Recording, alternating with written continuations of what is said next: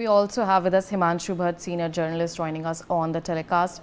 Himanshu Bhatt, in terms of Prime Minister Modi's visit to Sri Lanka, we've seen that it's now coming to an end with a very crucial visit to this place called Anuradhapura, and it also has a huge connect to India.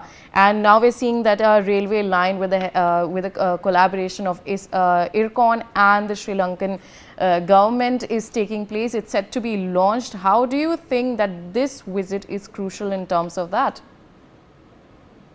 See, it's something like this.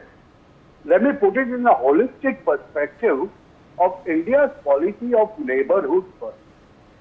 Now, when we talk of neighborhood first, and when we talk of the year, let's say 2020 to 2023, there seem to be, there were detractors of Bharat who were talking in terms of disturbances all across India, all around, everywhere India was surrounded.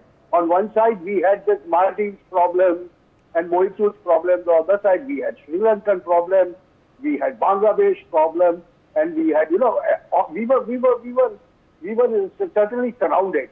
But then, if we understand the geography of Southeast Asia, and when we look at the whole thing, we find this, the Sri Lanka has very quickly realized the moment India bailed it out economically, they have understood that, in the times of need, if someone is going to be a first responder in the case of natural calamities, be it an economic need, be it anything, in security also, it's going to be India.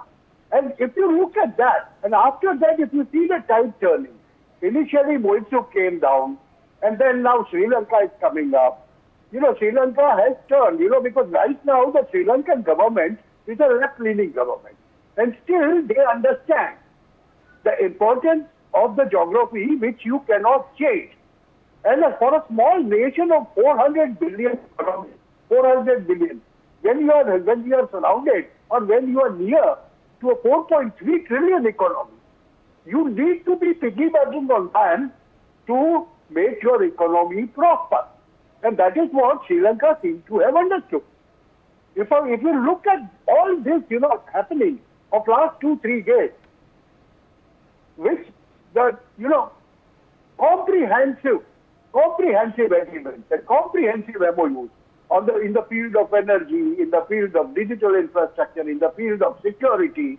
Now just imagine, an Indian detractor like China coming and sitting in Sri Lanka could be a huge problem.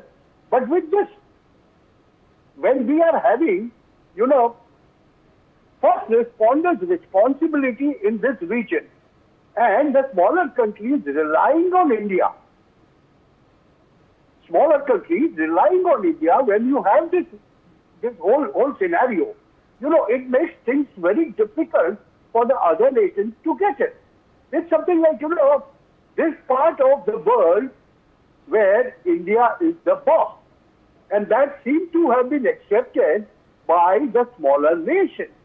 And one by one, they are falling in line. You have seen this today with Sri Lanka, before you have seen this with Maldives. Now you will see this in the future coming up with Nepal also. So, in such a scenario, I don't see this as something, very, very unusual. But I will see this, symphony of a smaller nation tagging on the back of the bigger one, and both of them prospering, going on in this region for a long time to come, another 5-10 years, I look at it. All right. We also have with us Colonel